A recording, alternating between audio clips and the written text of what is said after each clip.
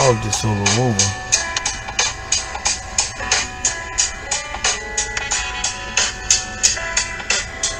Yeah. You already know what it is. Bringing y'all back live and direct from the back seat in the South. Most Illustrious Podcast is back with the homies. You already know Hooterville, North Jersey in the building. The Hooter, baby. You already know. Jersey. God damn. But nah, dead up. Yo, it's good to be back. It's been a minute since I had the homies up in here. Yeah. Had the fellas with me. Getting jiggy real quick. That's what about to bust a little 1-2 with y'all. Get some thoughts off. Get y'all a little sneak peek of something that we about to do, hopefully for a little while longer. Get back in the rotation and giving y'all something to think about, different perspective. Real shit. Real thoughts. Real shit. Real intellect when we talking about this sports shit. And all that good shit. All that is gonna be deeper than rap, you heard? You already know what it is, man. Yo, it's your boy Mar. You know, I gotta show love. I gotta say my 1-2 when I get up in here and do my thing. Got my boy Ace Boogie, aka Drew, in the building. You feel me? Hooterville, stand the fuck up, you heard? Got the nigga Benny B, aka Kenny G. Yes, indeed. No real government, you know what I'm saying? You feel me? Indictments. That's indictments. Fuck all that. That's if you know, that's if you really with the shit. You know what it is. Yeah, man. So today we gonna start off something light, man. I'm gonna give my nigga Kenny G the first floor because he wanted to talk about this, man. I ain't really gonna throw no too much spice in it. But I'm gonna let him get the platform first. He went to speak on this R. Kelly joint. I do want. A little bit of drama still. It's a fucking little bit. It's a lot of bit. It's a lot of bit. It's a little bit because to me it's like, you know what I mean. They should have been bagged this nigga. If you want to bag him, you should have been bagged him, bro. It's like y'all let this go on for how long? Right. And now everybody all in the uproar. Right. He got off a decade ago, and then you know what I mean. A decade later, y'all want to come back with this bullshit. Everybody want to burn down bridges in 5 and seconds. We all know, you know, the basics of it, so we don't even gotta talk about the extra shit, you know what I mean? But when you break it down, this whole R. Kelly shit is deeper and funnier than what you think it is, you know what I mean? Like, it's about R. Kelly is broke. He, you know what I mean? He dumb as he was.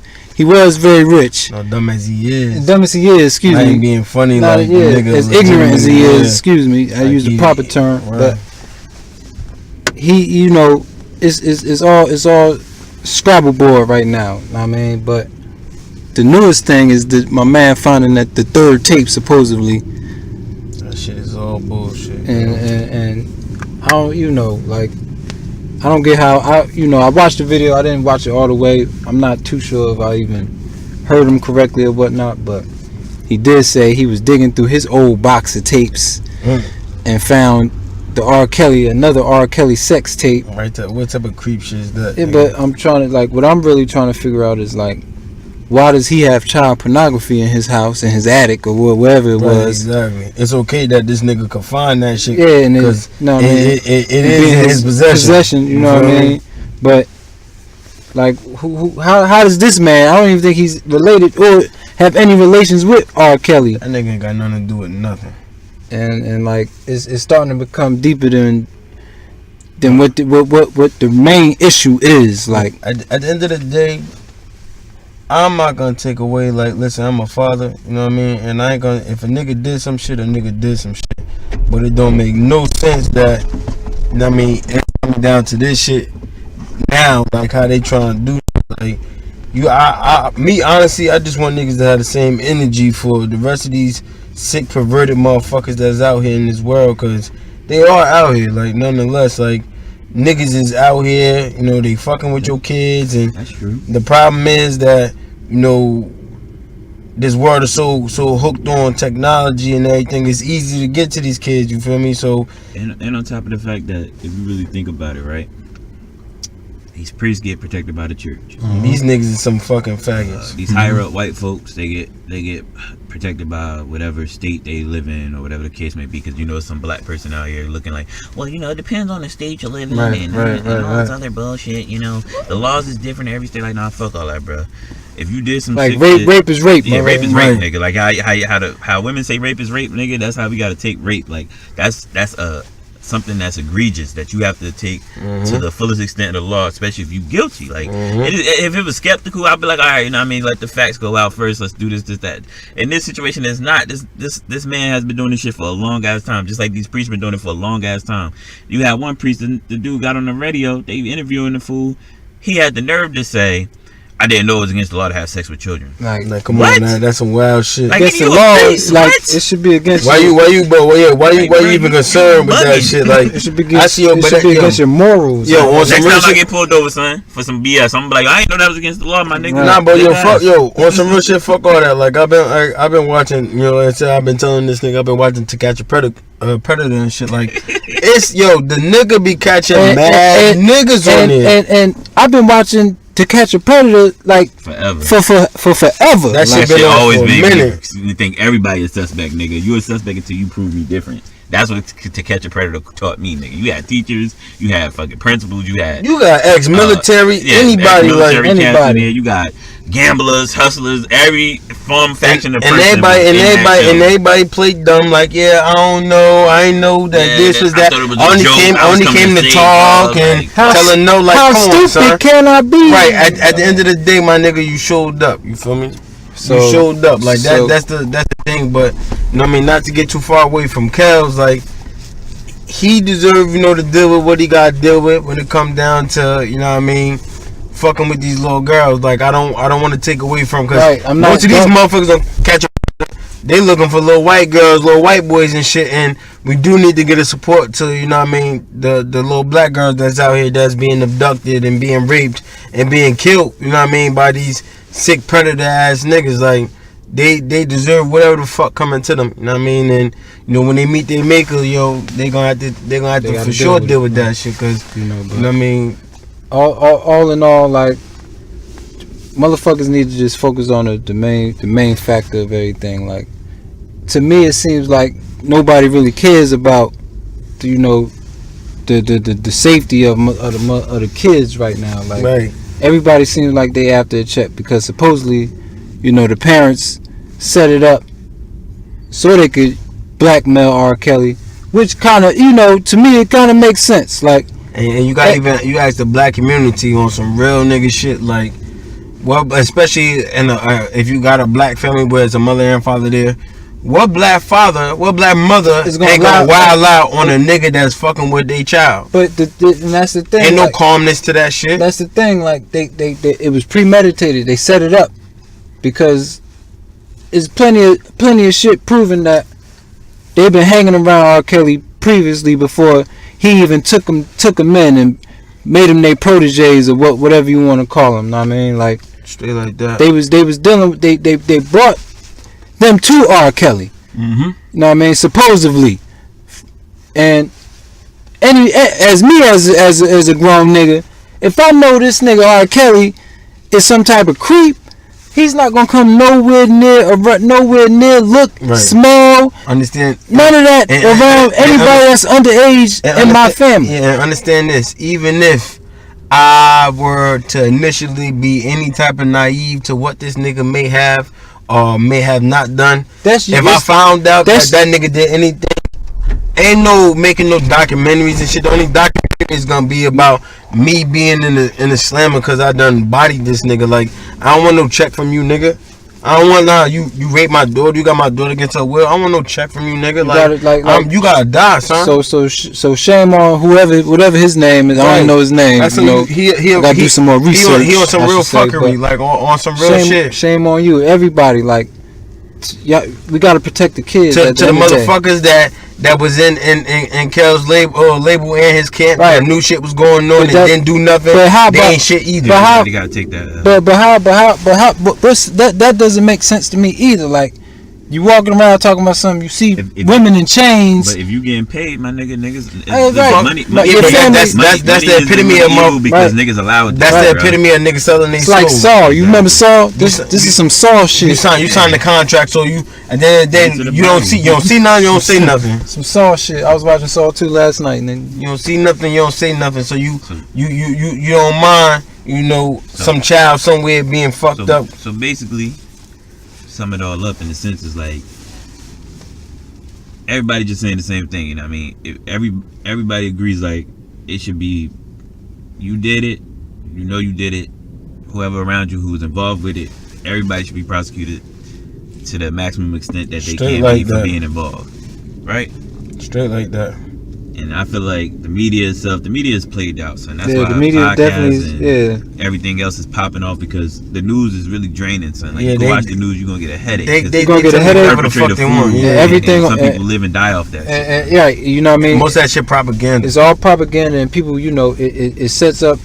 People be setting up their identity based off shit that's happening in the world and how people are reacting to it on social media. Like motherfuckers become friends and then become an enemy off a post off social media and shit. So speaking of friends and enemies, I mean, let's transition lightly. Speaking of friends and enemies, Odell is getting joined with his best friend, right, Mr. Jarvis Landry in Cleveland. Switch it up. The Giants. Yo, we gotta go on the light note now. So I gotta switch over disclaimer right now. Make somebody want to fight. This is a disclaimer right now. I'm telling niggas right now. The Cleveland Browns are gonna win a division and go to the playoffs as the AFC North champions. Another disclaimer: if you are not a Browns fan for the past when them niggas ain't no such thing as Browns fans over here. You don't got a Baker Mayfield jersey last year when he got drafted. Nah, fuck Baker. You don't got no. If you don't got no Joe Thomas jersey, word fuck out of here, nigga. Fuck out of here. You ain't no fucking Browns fan. Like that. All jokes aside, it's gonna be too many. It's gonna be too many bandwagon ass niggas to be like, yeah, well, I've been with you. Wasn't with the Browns when them coolers was locked, nigga. Fuck you talking about, nigga. Like before Hugh, was you a Browns fan even before Hugh got fired? If you was a fan before you got fired, alright, my nigga, you can stay there. But I know one Brown fan. I don't know no Browns. I don't know no real Brown fans. No legit Browns fans. Like, you know what I mean? Like, don't try hop on that. From Cleveland. Exactly. Like, so straight up, like, it's over for Pittsburgh. Straight like that. Pittsburgh definitely. Like, they might finish. They might play around, be 500 or some shit, maybe, but it's a dub for them niggas. Thomas should have been fired. It's a dub for them niggas. You said Thomas should have been fired? He should have been fired. This division gonna be between Cleveland and Baltimore. I don't give a fuck if he black or not. He should have been fired. Black and white don't got shit to do with me in sports right now. No, I mean, I'm not saying it because he black. I'm saying it because he did get a championship. You know I mean, but that team was built and set up already. And then you gotta remember that the general manager was over there sucking Ben Roethlisberger's beef. Still gotta coach him. Like the thing with me is you don't really gotta coach them. They know what to do already. They know what to do already. They did it already. You gotta have a pinfall, right? You gotta have somebody take the L, and Tomlin's gonna take the L for the whole organization. Why? Because they're gonna blame him for being disorganized and all this other stuff. But let's be honest, he was handcuffed because he's a cool dude. And it already was spoken that the general manager felt like Ben Roethlisberger was the motherfucking franchise player, and everybody else is just fucking. Nah, he's not. He's throwing 6 interceptions every 2 games and shit. Yeah, the nigga ain't throwing less than 15 interceptions. On some real shit, niggas talk all this Big Ben, Super Bowl, future Hall of Famer. Fuck him. He should never get in the Hall of Fame because if he was a black man with all the shit he did, that bitch ass nigga wouldn't even be in the league no more. On some real shit, but cause he a crack ass cracker. You know what I'm saying? Like he get the opportunity that, you know what I mean, that privilege that us as Afro Americans we can't fucking receive. First of all, he had 3 rape charges in the NFL since he was in the NFL. And he had 2 in college. 2 in college. One was an accusation and one was an actual charge. But yeah, he got 2 rings. Come on, man. Fuck out of here. Almost died when he was on the accident. Exactly. First 2 years. So I'm pretty sure there's something in the contract that told him, yeah, nigga, you can't ride this bike and break your fucking neck.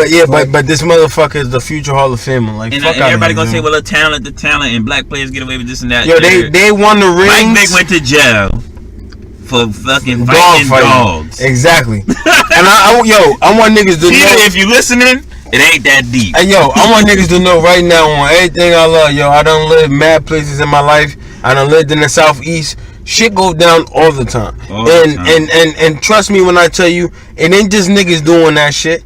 You got some of the white boys dog fighting and shit. You feel me? Everybody they breed these motherfuckers. It's money. It's money at the end of the day. That's all everybody care about is green at that point. And Michael Vick was just a target. And that's all. Like, first of all, he wasn't selling no drugs.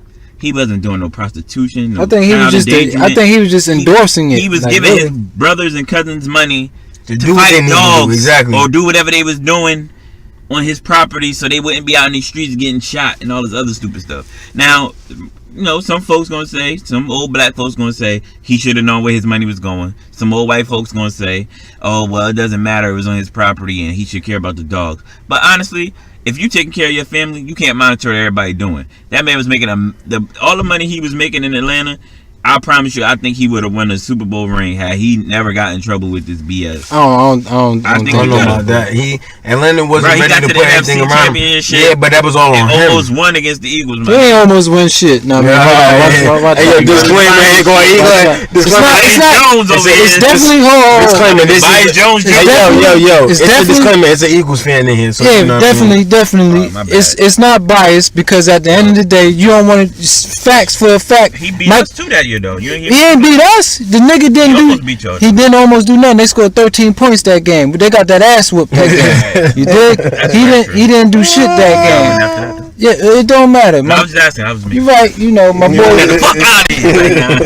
My boy McNabb folded. I was just talking about that shit. McNabb is probably sold the most united quarterback in the history of the NFL. Sold his Royal Oats, boy. It was the bootleg. Like, at least Jim Kelly was trying to win. Like Jim Kelly was really trying to win when he sold his Royal fucking Oats. I don't think Donovan was ever trying to win when he got there, yo. Nah, he was trying to win until they came to him after halftime. Like, yo, you losing, nigga. You had cornrows on the Star Legend. You know what I mean? Cornrows with a Sunni. They was like, yeah, if you wanna be anything after you done playing, you know what I mean? You know what's up. You gotta give it up to Tom. He's an All-American. You know, I'm not racist. You know, we don't want to sound like we bad bias and shit, but it's not always about race when it comes. It ain't. But we can talk about we gonna call a spade a spade. Like Tom Brady is one of the greatest quarterbacks of all time. Whether he cheated or not, that's up for debate. He's a penny loafing white boy for sure. Like, I mean, he's everything. He's the American dream. He's everything they want him to be. He's the ideal citizen, the upstanding citizen. The face of the NFL.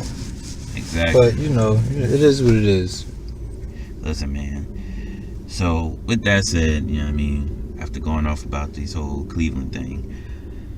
What about the rest of the free agency? The rest of the free agency is getting bananas. Because Earl Thomas got paid. Whatever you thought was going to happen in the draft, scratch that shit. It's not happening because it's all fucked up. That's gonna them niggas don't know what the fuck they were talking about. There was no way you should even came up with a mock before free agency because you need to know where certain pieces landed. Exactly. This is excellent, though, man. The mock drafts is just to get people imaginations popping because that's all fantasy football type BS. Because honestly, you don't know what a team's going to do until after free agency. Dead ass. That's just the real talk. Right. You don't know what a team going to do until after the draft. Real shit. I mean, that's because when they draft, I'm talking about before the draft though. Like when you about to draft, like you probably got like they have their lineup set up. Like, all right, we got this person, second this person, third tier this person. Yeah, they have all that set up already. But all that, we know for sure. Like you don't know who's gonna call you on draft day. Like, listen, for that third pick, we get you next year first. Everything can get shaken in 2.5. So this like the basis of the NFL is you know what your roster like at the end of the year. You get niggas the fuck out of here that ain't gonna fit the program, right? And then you see if you could get a couple free agents based off of the money you got to fill some needs. The draft is just to plug the rest of the holes, and then you start shaping and shifting. Right, you start shaping and shifting and molding your team how you want them to be. You know, by the time you get to that 53-man roster, you know what I'm saying, along with a couple of practice squad players that you believe, if anything happened, they could bump up to that 53 and get right. It won't be too much of a fall off. You know what I mean? So, honestly, I believe, like, most of the talent in the NFL, like, I can't say most of the talent because the NFL is super talented. But I feel like, as far as, like, competitiveness, I will probably get an edge a little bit to the AFC because a lot of talent did go to the AFC. You know what I mean? The NFC is still the NFC at the end of the day. And, you know what I mean? Like I said, the NFC been the NFC. Like, we've been rocking for a long time. Like, what makes the NFC so great is because it's so many changing pieces every year. You know what I mean? Like, you don't ever worry about it being the same teams every fucking year, just about. Like, the AFC, you got that. Like, you either gonna have the Patriots or the Steelers or the fucking the Chiefs or you know what I mean? Like, when Peyton was there, it was the Colts. But, you know what I mean? They're gonna have I think that as long as they don't suck on time all crazy, they'll have a little mix up a little bit this year. You know what I mean? The playoffs for them should be wild this year. Just like the NFC is gonna be what the NFC gonna be. Like said, some strong teams done made some strong pickups. You feel me? And like I said, we still waiting for this draft next month. You know what I mean? This draft gonna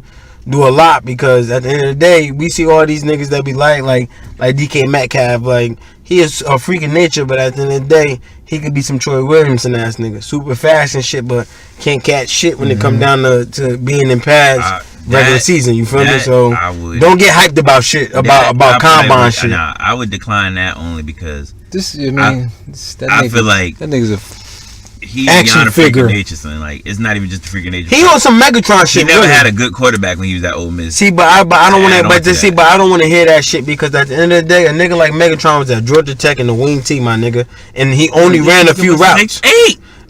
Megatron 6'6", huh? Nigga 6'8" in real life. Regardless of the fact, he only ran a few routes, huh? Exactly, and that's why he had the longevity he did in the NFL because he wasn't used as much. Nah, he was used that much. When he got to the NFL, that's when he started getting used more. That's why he was getting banged up. But I'm talking about in college. Yeah, he was. He didn't get that. His stats wasn't all that, right? His stats was popping. Combine shit was now listen, low key, Megatron stats was popping because of the simple fact that he was averaging more than 15-20 yards a catch. Right. In college and in the league, you know how pretty many much. yards Metcalf averaged? I don't know, bro. 11.5, my nigga. But see, but that that's what per catch. Honestly, but that's what I'm saying. He was busy too. But that shit wasn't consistent. It wasn't never consistent. Thing, he a thoroughbred, my nigga. He come from a family of NFL nigga, father, uncle, cousin, grandfather. Listen, I'm not hating on that nigga. Break. Somebody gotta make the break. Listen, I'm not hating on the nigga. If the brother could go, if he could go to the league and ball out, if he could go to the league and ball out, so be it. But what I'm saying is, at the end of the day, he played in one of the toughest conferences. I'm gonna say Big Ten first, straight up like that, because you know it's the Ohio State over here all day, every day. But at the end of the day, the Big Ten is.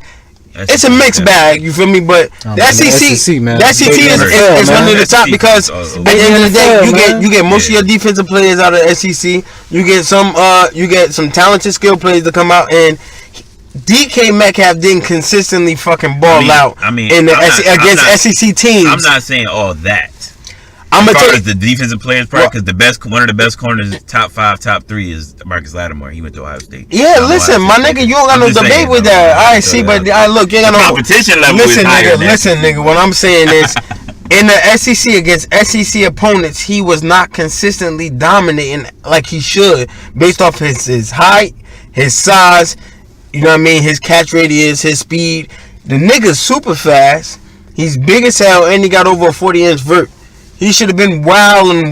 Like, and a nigga on his team, his own teammate, outplayed him consistently. AJ Brown was a threat all year long with a garbage fucking quarterback. Like, I won't even say Tamu a garbage quarterback, but he's not all of that. Who is it? Some a Hawaiian nigga, Tamu. No, I'm talking about who's the player you were talking about? AJ Brown. AJ Brown, he played on the same team as him though. I just said that. But I'm saying they both got their shit. No, what I'm saying is AJ Brown dominated more consistently because you had to put two niggas on. You had to put two niggas on AJ too. And a shotgun. And the shotgun.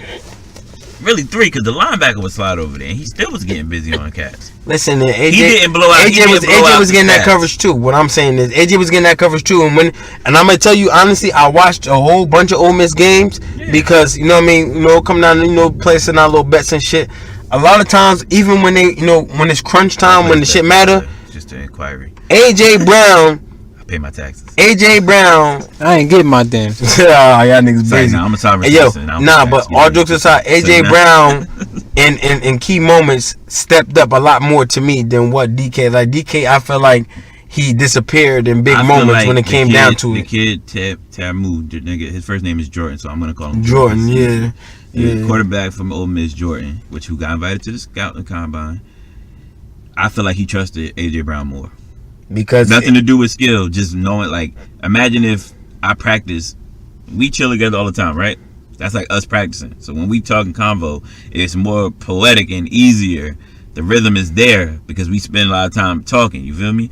Compared to somebody who we don't kick it with, you know what I'm saying, who come around once in a while, well, why right? wouldn't he kick it they with don't him? know how to jump in the conversation. That's one of his top you know what I mean? targets. You feel me? Like why he not kicking it with him? Why he don't got the same time, son? Because when I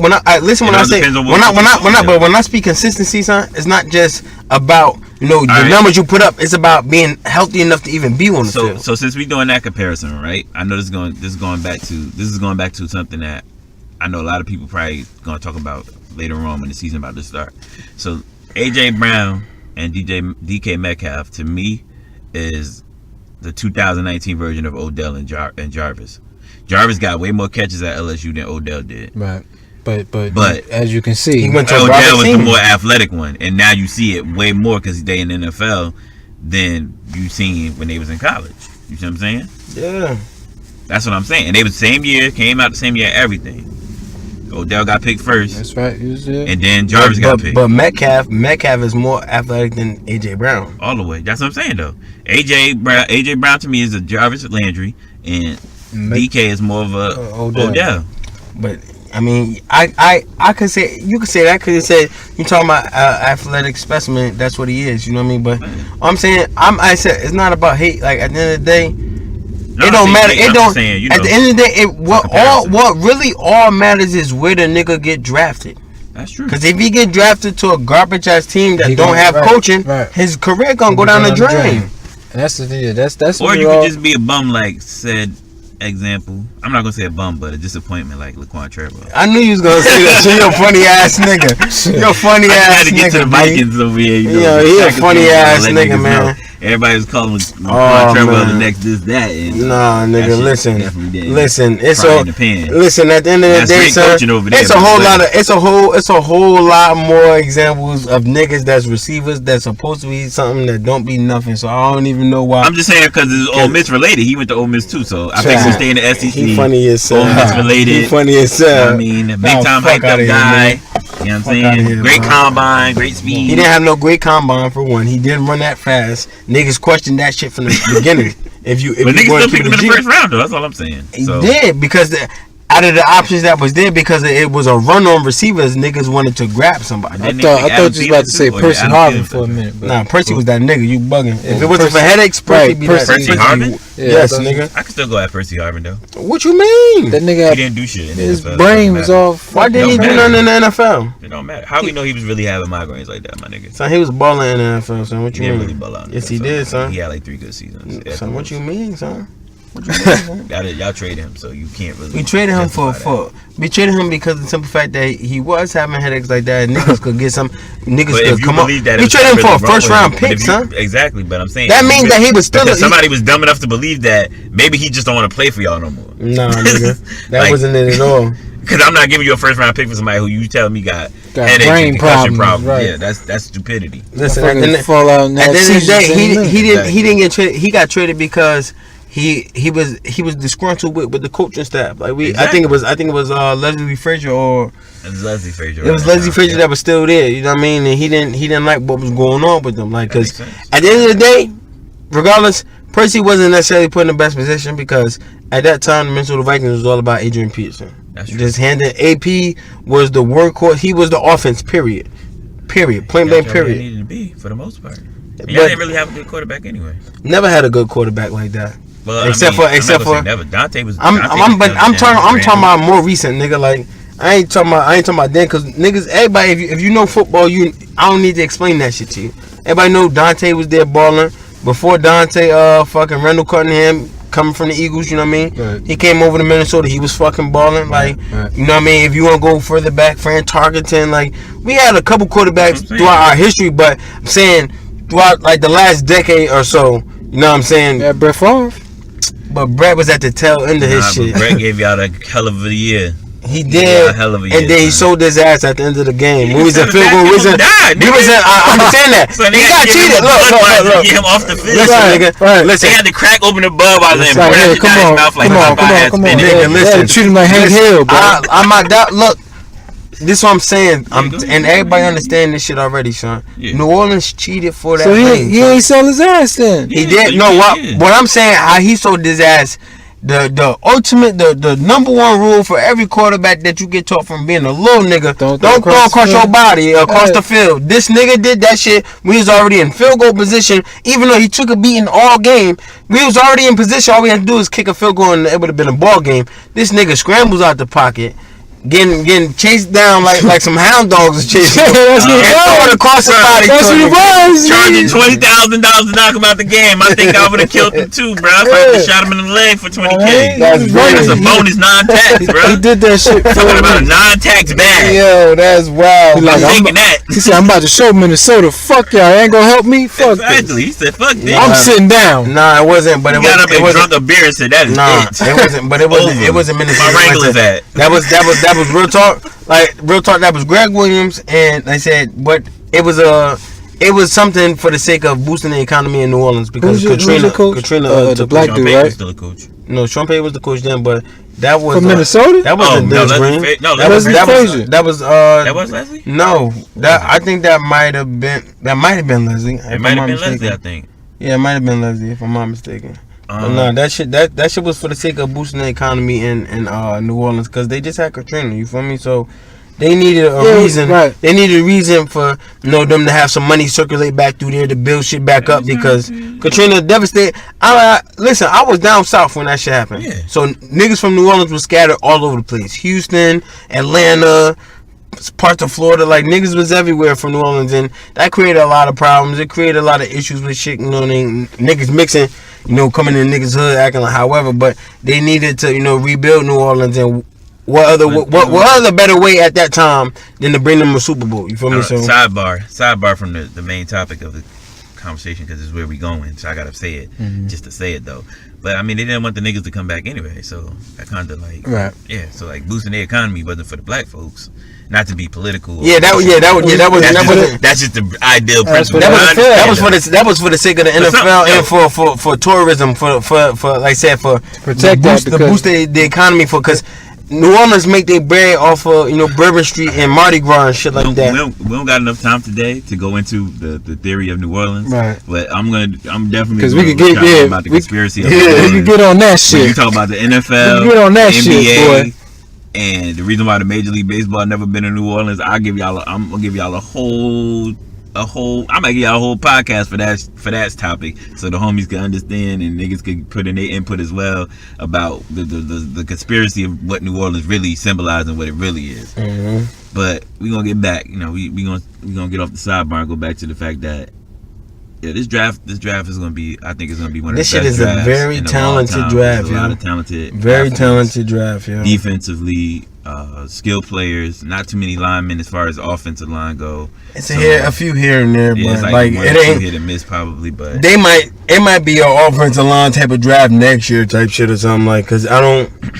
All right. Next year's draft, as far as like defensively, as far as skill players and defensive linemen, you might not see this amount. Like how you legit might have rounds 1 through 3 full of defensive linemen and defensive players that can go. And you picking in the second and third, you still getting solid players. Starters, right? Starters. You still getting solid players. First day starters.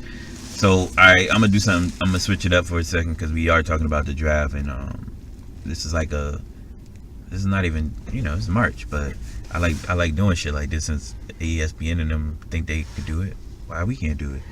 So we got a Vikings fan, we got an Eagles fan, we got a Packers fan.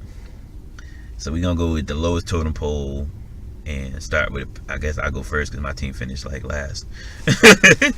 To me, we finished last. Then we're gonna shoot to the Vikings. Then we're gonna shoot to the Eagles for what the expectations are. With my boys, the Packers, hopefully Jordy just got released from the Raiders today. Bring him back? He won't bring him back. I would welcome him. Why not? Get that good old so that cracker connection. White on white don't hurt nobody. Some white boys I like. You know what I'm saying? I think they should have never broke him up, honestly. Yeah, Aaron will do better. Devontae numbers will definitely go up. Yeah. You know what I mean? He gonna be going across the middle a little bit more, maybe. And that'll be good for us. I feel like offensively, we just need to focus on the line, get us a running back, and we'll be all right. And I'm just saying this pre-draft now, that's what the most outstanding thing is. Our defense, we building that already. We definitely got some solid-ass picks on defense. Yeah. I feel like Amos is a good safety because he did a banging job when Eddie Jackson was out. Even though he the strong safety, what's that Spanish cat y'all got? That linebacker Martinez. Yeah, Blake Martinez. He's solid. That's the young boy. He tough. Yeah, I mean we got a solid group. I mean we let go of Nick Perry, we let go of Clay Matthews. I did let go of Nick Perry. Yeah, we let go. Listen, man, Clay Matthews was a fucking bum in my eyes. Clay Matthews was a bum the whole time. He had 2 good years. Yeah, I mean, I might say the beginning of his career, like probably like first 6 years. The first 5 years he did outstanding because of the circumstance, right? But then it was just he was really living off his name, just being Clay Matthews, and you know what I mean.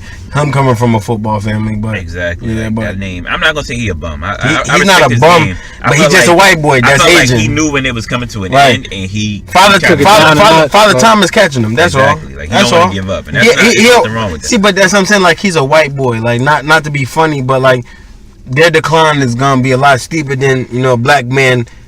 A lot faster, I believe. You know what I mean? Like I've heard that before too. I've heard some people say that as well. Like you know what I mean? Because genetically speaking, like we not being funny, right? Genetically, we a little superior than and all this other stuff. Exactly. That along, you know exactly. What I'm saying? We got strong bones in that blood. I think Darius Smith is going to be a good linebacker for us. You know what I mean? He's a good edge rusher. He did a good job in the defense with the Ravens, and I mean, you got a bunch of dogs on that defense, so I feel like him and Preston Smith together. Preston Smith was very underused with the Redskins. Mm-hmm. I feel like that's going to help us out. And then we can still, like I said, we got Burks. A lot of people don't know about Burks. He from Wake Forest. But dude did numbers last year. Like, for a rookie coming off the bench, he was getting in a lot of good hits on good ass plays. I'm talking about clutch plays on defense. You know what I mean? So I feel like our defense, we just building slowly but surely. Our secondary is, even without immaculate. Because Kevin King could drop back and be a free safety anytime he wants. And we got we still got Josh Jackson. We got the boy Jair. So we could pick up another corner in the draft or just to get a random veteran and be solid. But that's where I'm at with my boys. I feel like we could work in this draft and get what we need as far as backup linemen, get us a running back, and maybe a tight end, just a young tight end that we could develop behind Mercedes and Jimmy. And that'll work out for us. Like that's. Oh y'all keeping Jimmy? I think Jimmy we're gonna keep Jimmy. We might trade him only if Jimmy Graham. Yeah, I think it's done for him. Like, I feel like we should keep him just because. What the fuck happened to him? He can help groom. It's just new. It was just Drew Jordan. He was wilding. Yeah, he went to the U. He was wilding in New Orleans. Then he was doing his numbers a little bit in Seattle.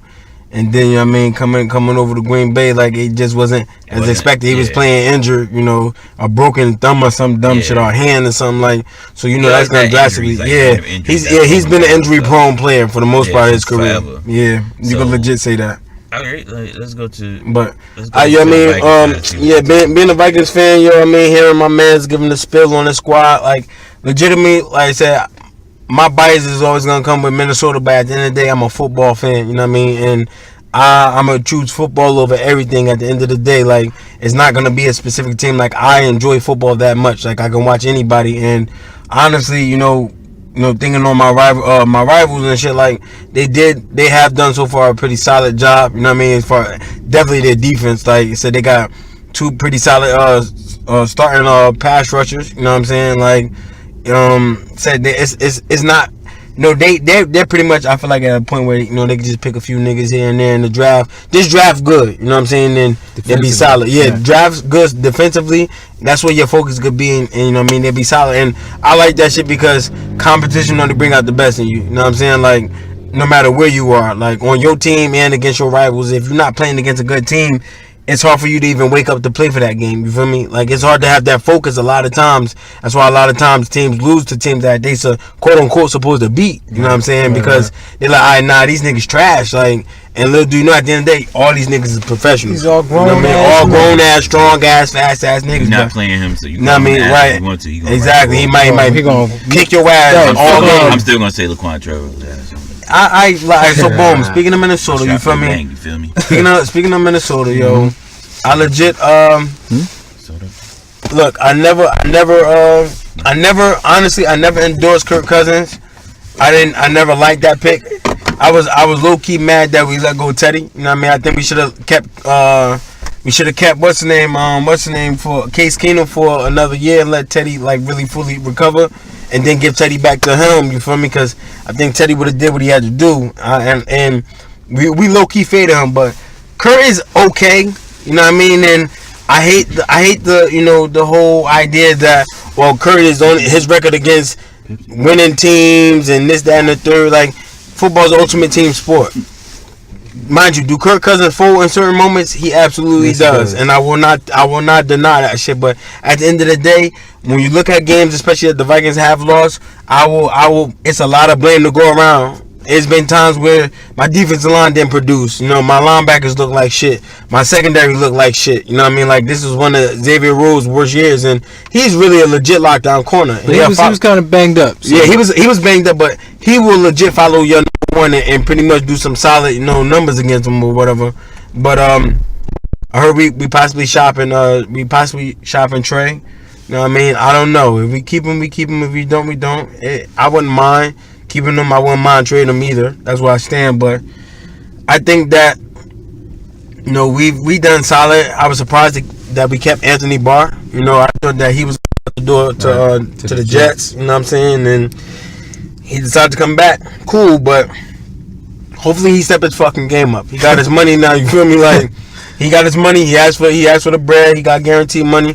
Hopefully he stepped his game up. You know what I'm saying? Like, I feel like we can use possibly get a defensive tackle in this draft somewhere. Let's say if we don't go first round, we could get 1, 2nd, 3rd round. You know what I'm saying? A solid defensive tackle that could come in, and for sure get that offensive line together. Like I said, because when you talk about Kirk Cousins and being so poor, without giving him protection, you can't expect for him to do much, especially because he isn't an elite quarterback. He doesn't have elite scrambling skills. But he can't scramble. He can't get low, but to me, his pocket presence suck ass. Like, he sit in the pocket and try to be Tom Brady, and you not. Like, play your game. Do what you could do. But granted, Tom Brady's hitting the check down. Exactly. 75% of the fucking time. Exactly. And if that's what you got to do, that's what you got to do. Honestly, the only reason why I'm not saying Kirk is a bad quarterback. He's above average. He's a good. I think he's above average quarterback. He is. He's not a Super Bowl caliber quarterback unless he gets only way that Kirk. Defense. That's what I'm saying. The only way that Kirk will ever take Minnesota to the Super Bowl within these next 2 years is if my defense go to extreme elite mode like we did the year prior when we went to the NFC Championship game. Right. Even though we folded in the NFC Championship game, like, I kind of felt that. Like, I felt like if we would have been at home for that game, we would have won and stayed there for the Super Bowl. But things worked out how they worked out at the end of the day. But if our defense step up, if we get a few, I say maybe draft a defensive lineman or two, get a linebacker or two.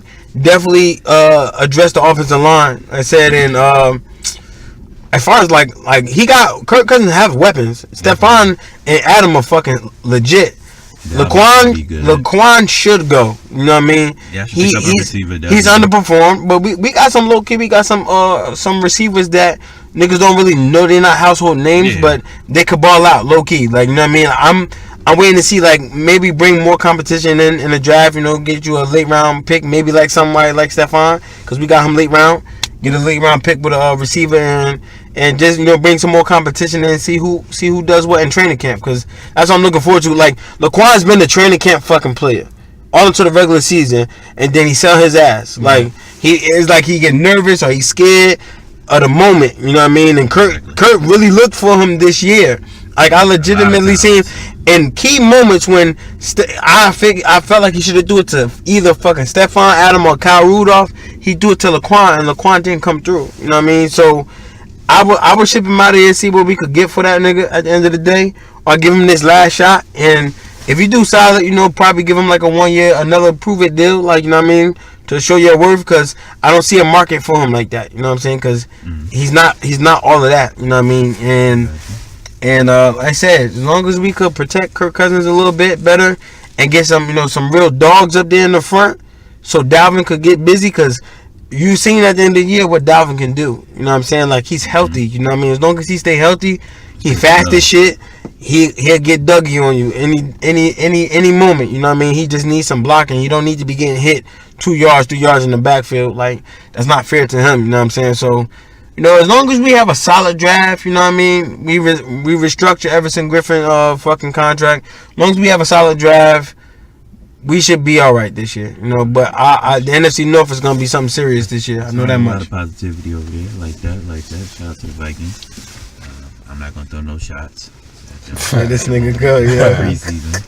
I'm not even preseason. To his motherfucking regular season. To the draft, goddamn it. And these niggas is about to, ain't no beef yet. They cursing each other out all crazy. And sitting in this nigga house. I'm gonna be honest, yo. For all intensive purposes, for real nigga conversation, and it's just me always being me. Hope them niggas never win a Super Bowl because this nigga is probably gonna shoot somebody. He gonna be the only nigga to ever celebrate to kill somebody. Like, I'm saying that after winning the on Super the Bowl, podcast. Like. They gonna win and he'll be like, yeah, nigga, I told all y'all motherfuckers. You might, bro, calm down. No, you calm down, son. You like, yo, relax, son. Back. Everybody calm down. Now I done shot 2 of y'all. Get out. Listen. Like, bro, why you? End of the day, it's a dub. If we do go to the Super Bowl within these next couple years, and I'm alive for that shit, yo. I just feel bad for whoever we play. You know what I mean? I'm not gonna talk shit to you, but you are. no, on some real shit. Niggas say I'm not gonna talk. Shit. They gonna be in your. I'ma sit there for the game and I'ma watch that shit. And if it's some bullshit, I might steal the shit out you, yo. Like, if we get robbed, exactly. So I'ma if they steal win, the shit out what you think will happen? If we win, then you know what I mean? We just gonna be out here, you know what I mean?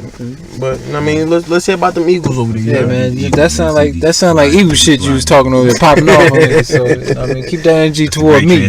Nah, fuck all that. You know what I mean? Like, I mean, I had to bring it in the right way. You know what I mean? Right, popping on niggas. Off. That's how we do in Philly. But nigga disrespectful. You know, at the end of the day, I missed my low. I think I was one catch away of going back to the Super Bowl, if you ask me.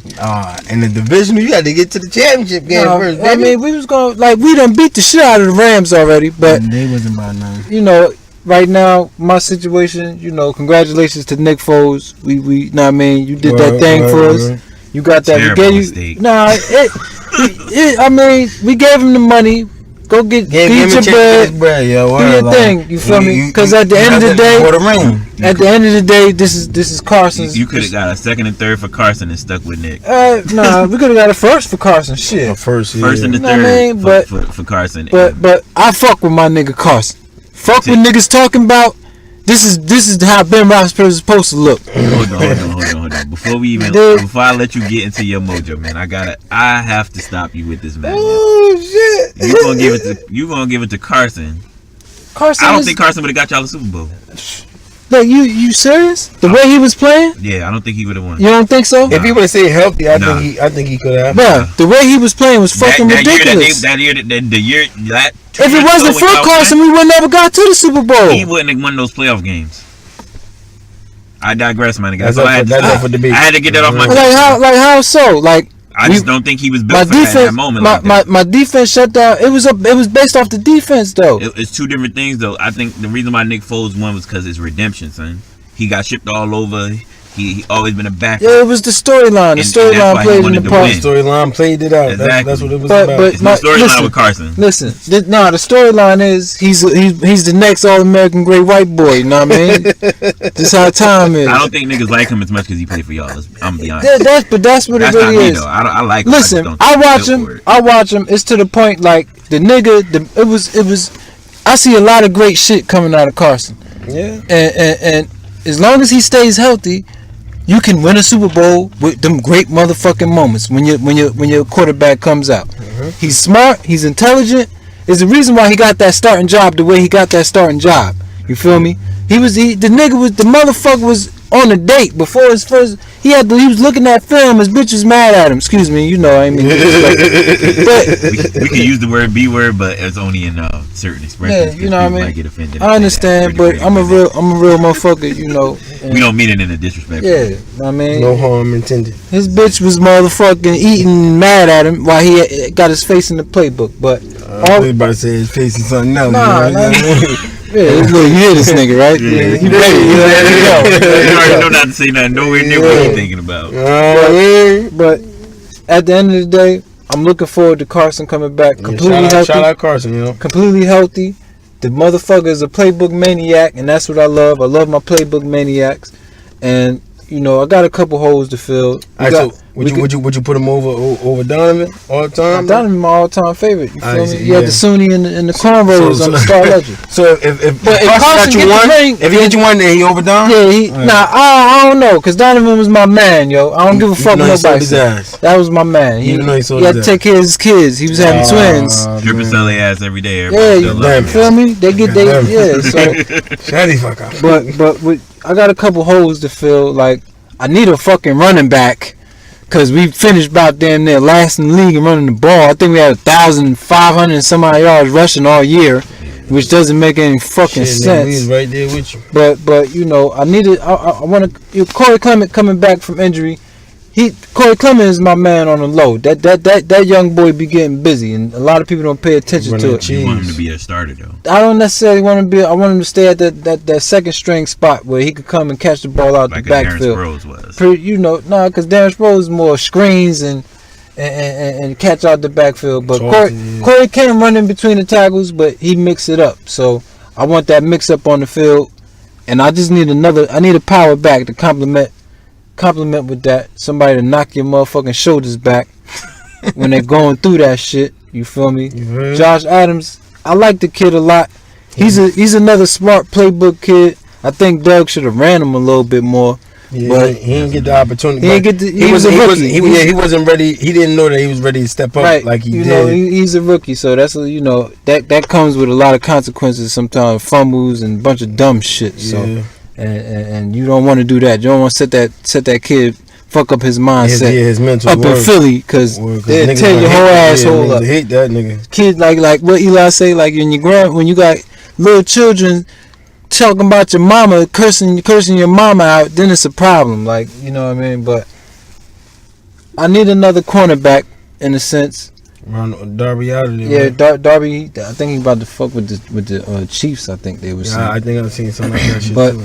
That's good though. Yeah, you know, shout out to him too. I like how he played. Help got that ring. But I need that shutdown motherfucking corner that's gonna follow you wherever, or just cut that whole one side of the field off. So you don't think you got that in your boy Rasul?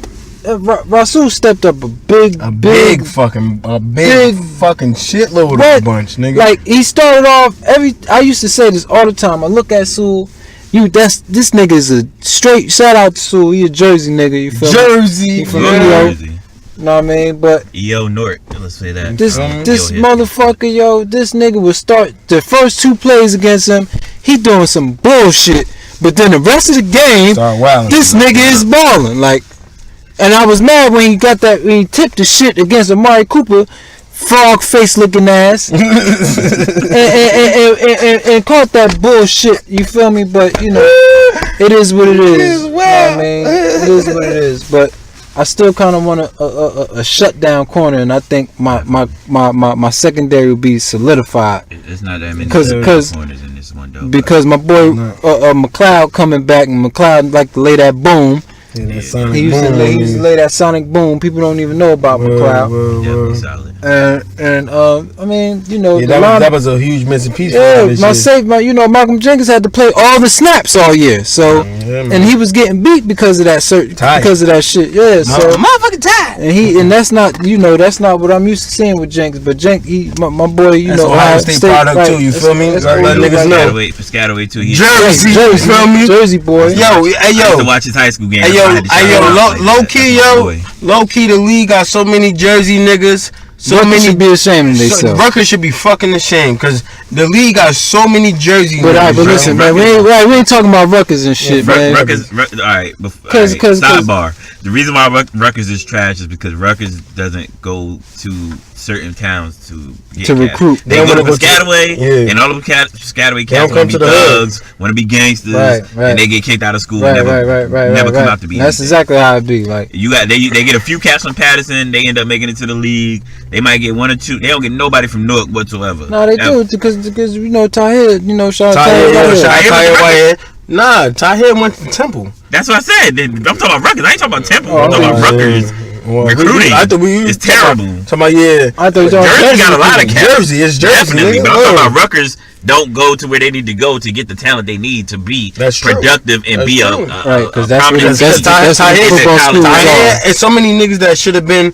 You know what I mean? All of these North public schools, Elizabeth, right, especially North Jersey in general, even some of South, like majority, like both sides, North and South. Yeah, North and South. Like you got Jonathan Taylor, that's at Wisconsin right now, and he from Salem. Salem. So much talent. It's too much talent here for you not to pick up, and you don't have no connection with nobody, so you need to get somebody who's going to do that. But I digress. Back to my man in the Eagles. Right, give me a couple of running a downhill, knock your head back, running back. Give me a solid corner. Mm-hmm. We don't necessarily need 3 linebackers. You know what I mean? Because the Super Bowl year, we ran a lot of 2 linebacker sets and shit. A lot of dime. You know what I mean? So we picked up the boy from Jacksonville, Malik Jackson. So that's a solid pickup. He's a hood nigga playing that defensive tackle. Real shit, yo. To get busy next to my immaculate defensive line. Real shit, yo. Philly. I don't know what it been, yo, but I guess since Doug got there, yo, he been like, yo, I only want real niggas here, yo. Like, and he been like, even when I say real niggas, that ain't skin based at all, cause you know what I mean. Chris Long is a real nigga, yo. I fuck with Chris Long. A long way, like, cause he legit like he real life gave his whole fucking year-long salary away for a good cause. You know what I mean? You're a real nigga for that. He playing the game for the game. For the game, for the love of that shit. Cause his daddy taught him how. You know what I mean? He come from long money. You know what I mean? Right. So all them niggas got that. And that's that's what we love in Philly. We love the passion. You doing it for the game. That's what it's for, baby. It. Just do it for the game. That's for the game. Fuck the check's gonna be there as long as you come to show up. You come to show up and do it for and the leave fans. It all out there for the fans, for your brothers next to you. Yo. For the cats that didn't make it, that you playing for cats that didn't make it either. Yeah, cause cats that you grew up with, cats that you played with in college. Right. You go to high school. You in college. Your coaches tell you all the time. Some of y'all might not play another game in your life, and that's the truth. You playing for all the cats that couldn't do it, and the cats that can do it, and the cats that didn't make it to the Super Bowl. Whatever game you playing in is more important than you think it is. It's bigger than you. You feel me? It's always bigger than you. It's bigger than you, and you stand for so much. You feel me? But legitimately, yo, this car is full of with all 3 of our teams, like it's a lot of solidness. I feel like as long as niggas stay healthy, it's a lot of solidness. It's a lot of solidness on and possibilities that that we all can look forward to. You know what I mean? But but I think my squad is I'm pretty confident of what I see. I believe in Doug. Doug is my man. Like Doug buy ice cream for motherfuckers after the game. Let's go get some ice cream after watching film all game. Like that's some straight cracker shit, you know what I mean? To love to buy ice cream, like, you know what I mean? That's like a privilege, but not necessarily. But ice cream was a privilege when I was little, you know what I mean? But anyway, I'm just ready, to make some noise in this NFC East. And my main focus right now is the motherfucking Cowboys. I ain't even gonna lie, because they swept us. I got cheated my second game, but they swept us, and I want to come head hunting for motherfuckers this year. So I get my division back and prove. I want my boy Carson to prove that he's the golden child. Yeah. You know what I'm saying? Yeah, I think the Cowboys going downhill this year. The NFC East don't seem that strong this year outside of Philly. For me, outside of Philly is kind of weak right now. Like you gonna have Dallas. You gotta give it to Dallas. It's gonna be down to Philly and Dallas. Lost a lot. They lost Cole Beasley. Allen Hurns gonna come back off an injury, but he got to come back way stronger than when he left. Right. Yeah, he wasn't doing nothing when he was playing. He wasn't doing nothing. He wasn't living up to his. Them young boys. You had Blake Bortles and you was balling. Now you got Dak and you can't do nothing. That's that's the thing. That's what I said. It's gonna come down to Dallas and Philly. Yeah, for that division. Like, I think that Washington is a long shot. They're gonna have a little. Giants is in rebuild. Super rebuild. Washington gonna have a pretty decent defense, I should say, because they got a lot of defensive pieces over there. And like, to be honest, Jay Gruden isn't as bad as motherfuckers make him seem. I love his. Like some of his plays and schemes and shit, I be like, they work. This some clever shit. Like just some made up. With him with Alex Smith was a great pairing. It's just that now that Alex might not be coming back, that's Yo, man, I feel bad for that nigga, man. I feel bad for him, man. Yeah, I feel bad for him too. He worked hard to get the way he was. He was in his for career. The first 7 years of his career. Right. Finally started doing good. All right, so boom. Traded, that goes back to what I always tell niggas at the end of the day.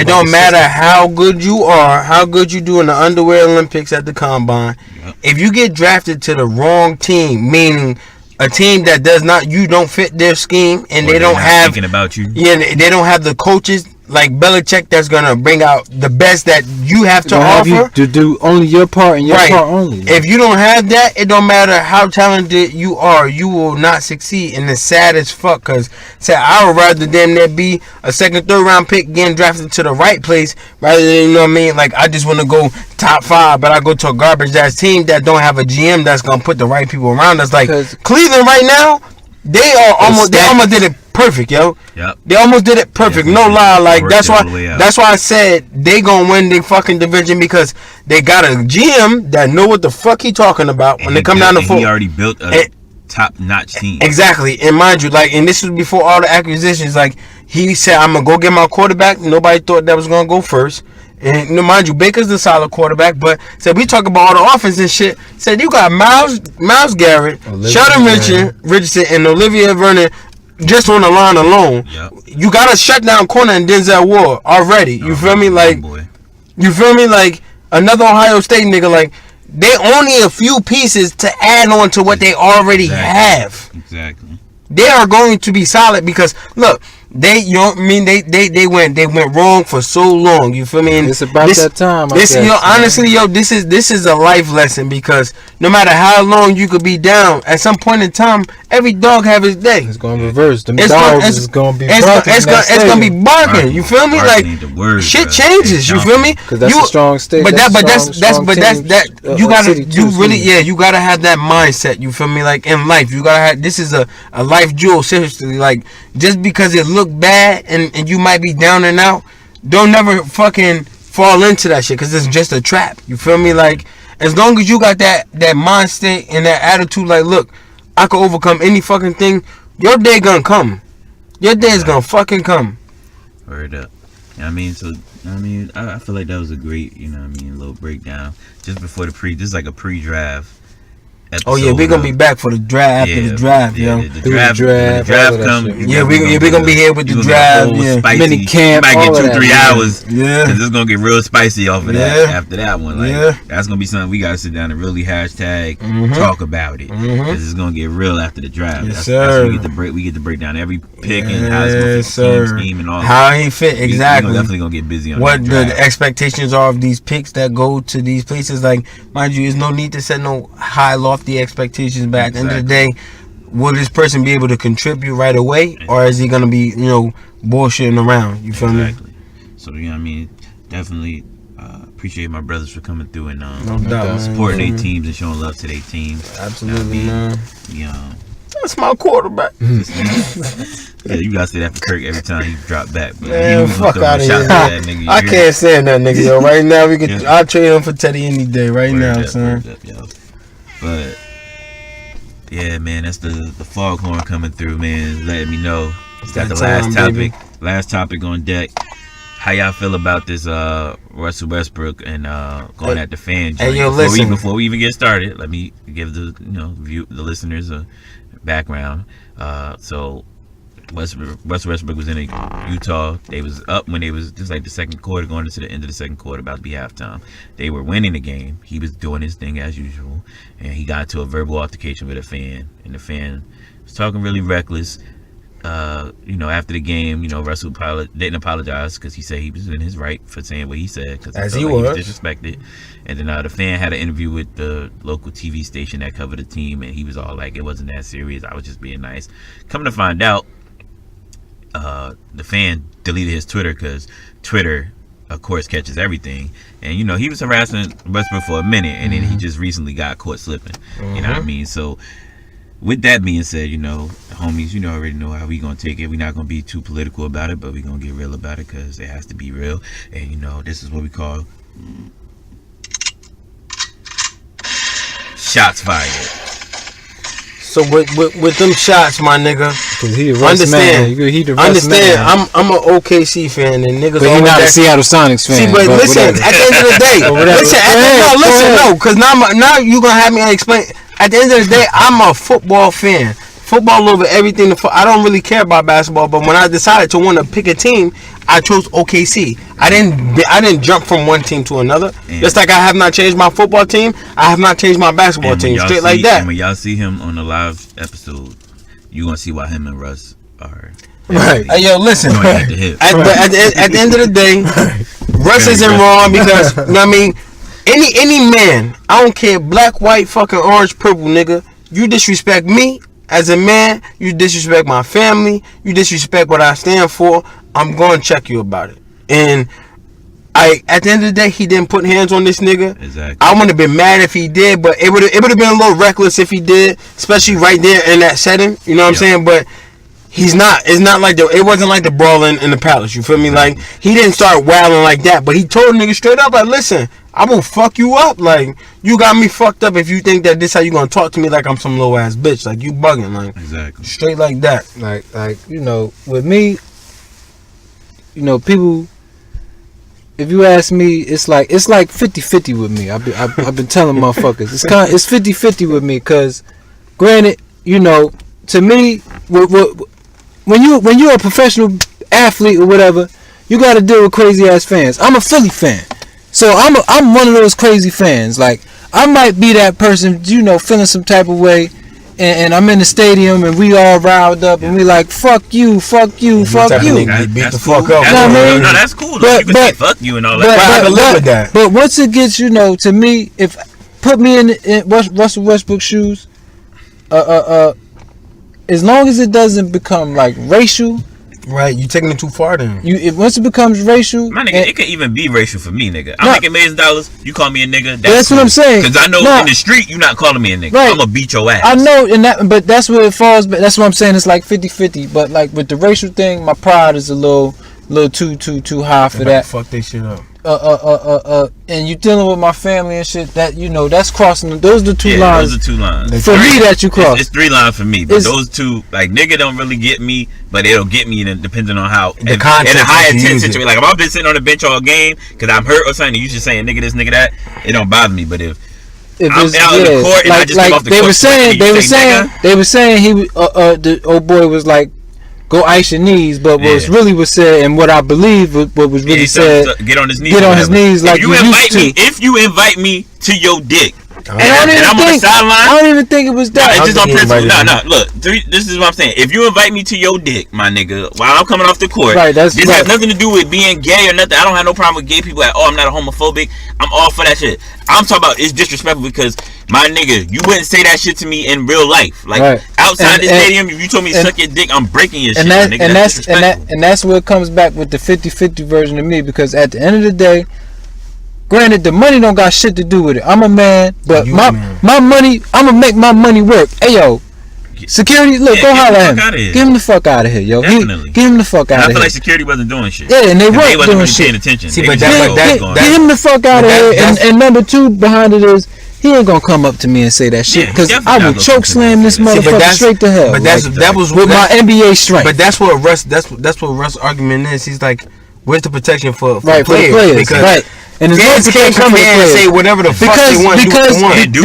Because shit can become how the Palace was. Exactly. Because that shit was ugly based off the fans. Right. It wasn't Ron Artest. Ron Artest. Yeah, he reacted to being disrespected as a man. You put a beer on him. Exactly. Fuck him. Call him all types of niggas. You gonna get your ass whooped. You from the Bronx, my nigga. You a hood nigga. That's not gonna go short. We handled that prejudice shit completely different from Midwest motherfuckers and motherfuckers down south. We deal with crackers every day. Yeah, we know how you feel. So we don't care. But even if like it's a little normal to, I could say it's a little normal to motherfuckers down south, because you dealing with, you know, that Confederate generational shit. And it's there and it's known. When we up north, you feel me? Unknown. With this hood, this living in the hood shit, like how poverty really is, like. This shit really hits the fan, like when you hearing some racist shit, like white boy, you the reason why I'm fucked up sometimes. But yo, like I lived here in the Northeast and I live down south, and the wildest shit about it is, I feel like it's way more hospitality down south than is up here. You got the crackers you got up here are the ones that are smiling in your face. But they're the racist ones. They're smiling in your face, but you every bit of stupid nigga, dumb nigga, dirty nigga, every type of nigga in that you could think about up here. They let you know straight about the rip. Down south, they let you. You'll tell. I don't like it exactly. I got my colors on. Like it's like almost like gangbang. I got my flag on. You know where I stand. Like I literally lived in South Carolina where motherfuckers rode around with the Confederate flags on their pickup trucks, riding around the city and shit. That's how I was in Myrtle Beach. I went to Myrtle Beach. I'm like, what the fuck? Right, you know what it is. So it's basically down there. It's like, yo, you know where I stand. Stay the fuck away from me. I stay the fuck away from you. Exactly. You know what I mean? What's understood doesn't have to be. Exactly. Doesn't have to be up here. Like I said, these motherfuckers are smiling in your face, peachy cool, hi. How you work with them. Pick up their kids at the same time. Exactly. They see you, won't speak to you, but give you that look. And like you they really want to call you a nigga, but they not gonna call exactly. you. They don't want to cross that line. They know what's gonna happen. They know the real line. They know what's gonna happen. And I think they're a little, their vocabulary is a little better than the motherfuckers down south. You got Texas Chainsaw Massacre. It's a hospitality thing too, though, because down south is a respect. Like, right, we don't like you, you don't like us. Good. Keep it moving. Up here, it's more like we don't like you. We got to deal with you. I don't want to deal with you. I don't want to deal with you, and I might say this and little slick shit to let you know I don't like you. I'm uppity and shit up here. Like I'm entitled, better yet. I'm too much entitled. It's dangerous. It's gonna get even more dangerous for the motherfuckers that keep coming like that. Mm-hmm. Trust what I say. You know what I mean? Yeah, so definitely. I mean, like I said, man, we try to keep it like Benny B said. Benny B is more 50-50, which is definitely, and I mean, we all came. It's understandable, yeah. It's understandable because Russ, we getting paid to do this, my nigga. I'm not gonna sit here. I can't react to everything you say, because if that's the case, I wouldn't be a professional. I'm saying what I'm saying though. Like, I'm gonna say what I'm saying because I want you to know that I know for a fact that I will fuck you up. So just so we can clear the record, I will fuck you up. They're gonna take you out this game, but I will. I don't. Yeah, that's what I'm saying. Like, I don't think that when Russ said that. Like, because mind you, if he was ready to do that shit, it wouldn't have been no talking. He would have just stole the shit out there. But he did want to do it because what Shannon Sharp said, he was like, it's like 2-3 things black people tell to. He said, on my life, on my kids, and on my mama, like, on everything. But that's when you know the severity of it. But that's when you know it's disrespectful, right? Like, cause he wouldn't have said none of that shit if that man was just cool, calm. He was like, yeah, it was fun at first. It wasn't no fun for him. Like, you disrespecting me. You disrespecting me is never gonna be fun, especially when it comes to some big shit. That's how I knew he was lying. Exactly. He said we were just having fun, and I was like, when it comes to bigotry, ever say nothing like that. When it comes to bigotry, is nothing fun about that shit. Yeah, like if you would have started racism, off having fun, listen, white people, racism isn't fun or funny. All right. We don't want to be a part of your racism. We don't care about your fucking racism. If you want to be racist, do that shit in your house, like you do now. Don't bring that shit out here. Don't get it. I say this every podcast, even when the homie's not on. You got the freedom of speech. You got the right to say whatever you want. But you got the right to understand you're gonna get fucked up. Exactly. You got the right to get your ass. Exactly. Especially out in these streets, you could sue. You could do all this other shit. Do what you gotta do. But it's this thing called fighting words. So if you provoke me by saying some stupid shit, I'm not liable for almost on some technical shit. You assaulted me. You verbally assaulted me, and I chose to physically assault you. Right, exactly. So it's an even exchange. Even fucking exchange. Exactly, motherfucker. Because we don't learn the game. I would have never played. Like, and they said, but this just like even dealing with, like, being in the streets and shit.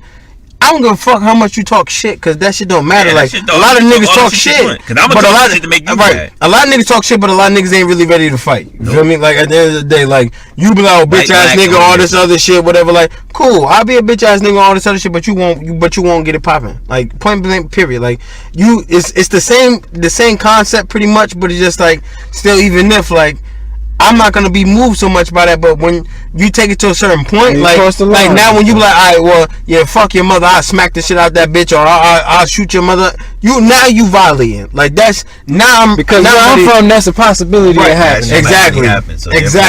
I don't take that shit lightly at all. Motherfucker saying that it might happen around where we from. Exactly. It makes me think that you might do it, so therefore I gotta react. Right, because you might be dumb enough to do that shit. Like, you might not have thought twice about that shit. Like I said, because a lot of motherfuckers be high, drunk, off or whatever, God damn it. God damn it. Shut the fuck up. A lot of motherfuckers be under the influence and shit, and they, they get, what's called that liquid courage and shit. You like even that white boy, he probably was in. He was probably at that motherfucking game. Had a few beers and shit. Felt like and that's what they the most a macho man. Honestly, I'm gonna tell you what they're most racist as that sporting events, bro. Right. Because they get drunk. Especially Boston fans. For all you black New England fucking fans, go to a game. You're gonna get called a nigga. You go to a game with a Boston fan or in Boston, and you're gonna see racism to the max because they gonna say everything they feel. And the funny thing is, most of them up there is Irish and white, like European white. So it's like, you ain't got too many niggas. Reason. Like y'all trash. Low key and high key, y'all trash. But they got black in them too, though. Exactly, especially them Irish motherfuckers. Irish motherfuckers is like considered Italians. And not considered, but they considered that's into a whole nother conversation. Yeah, the ignorance. We can't get into that. Just not understanding who you are and what you are. Exactly. See the police. Yeah, we're gonna see the police riding by them. Right, like nigga, we been listening to y'all niggas. Like exactly. Yo, it's time. Yeah, the horn done banged out. Man, but I mean, this is a good episode, man. We done held it down. You know what I mean? We got in depth with we try to keep it more sports related. You know what I mean? But we gonna definitely go wherever we gotta go, baby. We could go wherever we gotta go. We got range like a motherfucker. Range like a motherfucker. 50 said. You know what I'm saying? So but this episode was definitely just more for the sports fans. You know what I mean? Cause it's gonna be real content. There ain't gonna be none of this fucking saturated, watered down bullshit that like Schefter and Rappaport and all these fucking goofballs. Cause half of them niggas insider information. Yeah, fuck out of hey, I don't give a fuck about none of that shit. Nigga, like that shit. They humans like me and you. Right, you able to be wrong just like I'm. And majority of the time it's just your opinion. Exactly. You know what I'm saying? So, you already know what it is. Don't listen to niggas like Stephen A. though. That's definitely Stephen A. That nigga's a fucking clown. I think he might. Stephen A. starting to lose it. I think he's a still my dude, but nah, fuck that nigga. You already know what it is, man. But no disrespect to ESPN though. Y'all keep doing y'all. Y'all money out here. Y'all play Disney, so y'all get just get Stephen A. the fuck out of here. Word, something. Take your medicine. Put Sage on there. I like the girl Sage. Yes, Lord. Yeah, so it's Lord. I mean, hey yo, man. We gonna keep doing this thing. Y'all keep listening. Yes, sir. Show love. You know what I mean. The link. You can subscribe to the channel. Now I mean, we gonna start revamping it a little bit, change up the style. The podcast gonna eventually get a name. Still untitled because it's the best podcast that's not talked about. Right. But you already know what it is. Appreciate the homies for coming through. Shout out to my nigga Ace Boogie. Yeah. And my nigga Benny B from the block. Yes, sir. From the bricks, nigga. It's your boy Mar. I'm up out of here, man. Peace, man. Peace. Peace, brothers.